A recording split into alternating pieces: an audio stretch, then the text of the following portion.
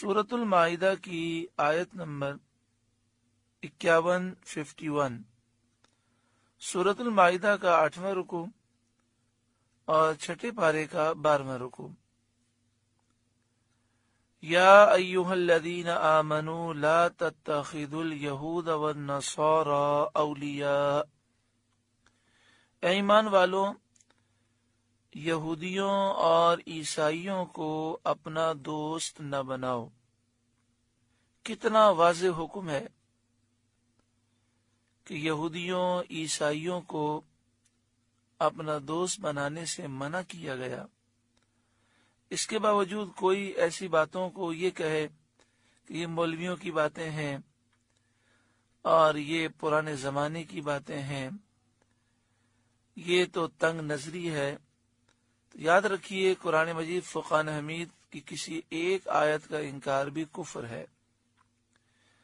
इस आयत में यहूदो नसारा के साथ दोस्ती और मुवालात यानी इनकी मदद करना, इनसे मदद तलब करना, इनके साथ मोहब्बत के ताल्लुकात रखना, ये सब ममनू फरमाया गया है।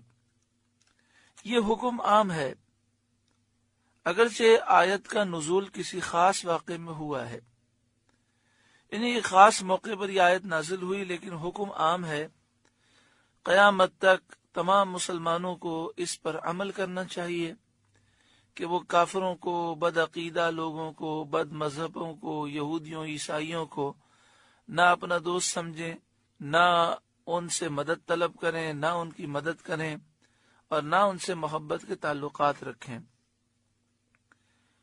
शान नुज़ूल ये है कि ये आयत हजरत उबादा बिन सामित रदी अल्लाह तआला अन्हु जो सहाबी रसूल हैं, इनके बारे में और अब्दुल्ला बिन उबई बिन सलूल जो मुनाफिकों का सरदार था, उसके बारे में यह आयत करीमा नाजिल हुई। हजरत उबादा रदी अल्लाह तआला अन्हु ने फरमाया कि यहूदियों में मेरे बहुत सारे दोस्त हैं जो बड़ी शौकत कुव्वत वाले हैं, मालदार हैं और बड़ा इनका असर रसूख है, लेकिन अब मैं इनकी दोस्ती से बेजार हो चुका हूं और अल्लाह और उसके रसूल के सिवा मेरे दिल में और किसी की मोहब्बत की गुंजाइश नहीं। तो इस पर मुनाफिकों के सरदार अब्दुल्ला बिन उबई ने कहा कि मैं तो यहूदियों की दोस्ती से बेजारी नहीं कर सकता, मुझे आगे आने वाली मुसीबतों का खौफ है, मुझे इनके साथ रस्म राह रखनी जरूरी है, ना जाने हालात कैसे हों, ये मेरे काम आ सकते हैं, तो इसलिए मैं तो इनसे दोस्ती ही रखूंगा। हुजूर सैयद आलम सल्लल्लाहु अलैहि वसल्लम ने अब्दुल्ला बिन उबई मुनाफिक से फरमाया, यहूदियों की दोस्ती का दम भरना तेरा ही काम है, उबादा का ये काम नहीं। यानी यहूदियों से दोस्ती रखना, इनसे दोस्ती का इजहार करना, ये तेरे जैसे ही का काम है। जो हुजूर की मोहब्बत में होते हैं वो कभी भी काफिरों से दोस्ती नहीं रखते। इस पर यह आयत करीमा नाजिल हुई। या अय्युहल्लज़ीना आमनू, ए ईमान वालों, ला तत्तखिदुल यहूद वन नसारा औलिया, यहूदियों और ईसाइयों को दोस्त न बनाओ। अल्लाह करे ये आयत हमारे मुस्लिम हुक्मरानों को समझ आ जाए। 50 से जायद इस्लामी ममालिक हैं और इन इस्लामी ममालिक के जो सरबराह हैं, वजीर आजम, सदर और जो बादशाह हैं, ये काफिरों से दोस्ती और उनसे मोहब्बत रखते हैं और इनकी दोस्ती में और मोहब्बत में इस्लाम के खिलाफ इक़दामात करते हैं। जैसे हमारे मुल्क के हुक्मरान कभी 295C कानून जो तहफ़्फ़ुज़ नामूस रिसालत का कानून है, उसके खिलाफ कोशिशें करते हैं, कभी उस कानून को ख़त्म करने की कोशिश करते हैं जिसकी रूह से कादियानी काफिर करार दिए गए, कभी वो اس طرح کا قانون بنانے کی کوشش کرتے ہیں کہ کوئی کافر پاکستان میں مسلمان نہ ہو سکے۔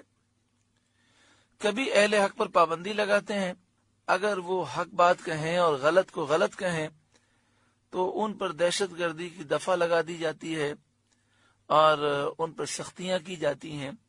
یہ ہمارے حکمراں کیوں کر رہے ہیں؟ پریشر ہے یہود و نصارہ کا۔ یہ یہود و نصارہ کے دوست ہیں اور یہ ان سے دوستی قائم رکھنا چاہتے ہیں، ان سے بگاڑنا نہیں چاہتے۔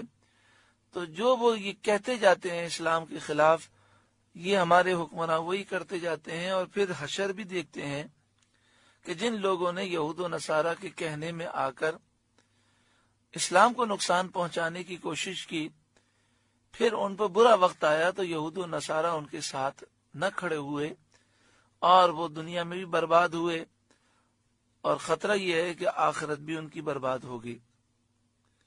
بعضهم اولیاء بعض، وہ آپس میں ایک دوسرے کے دوست ہیں۔ اس سے معلوم ہوا کہ کافر کوئی بھی ہوں، ان میں باہم کتنے ہی اختلاف ہوں، مسلمانوں کے مقابلے میں وہ سب ایک ہیں۔ الکفر ملت واحدہ، تمام کفر مل کر ایک ہی قوم ہے۔ یہودیوں کے آپس کے اختلافات بہت ہیں، عیسائیوں میں آپس میں اختلافات بہت ہیں، کئی فرقے ہیں، لیکن مسلمانوں کے خلاف یہودی، عیسائی اور تمام کافر ایک ہیں۔ آپ دیکھیں عراق پر جس طرح حملہ کیا گیا، ساری دنیا کفر ایک ساتھ ہو گئی۔ آج کشمیر، فلسطین اور تمام مسائل میں دنیا کفر ایک ساتھ ہے، لہذا ان سے ہمیں دوستی کرنے کا کوئی فائدہ نہیں۔ دامن مصطفیٰ صلی اللہ علیہ وآلہ وسلم سے ہم وابستہ رہیں۔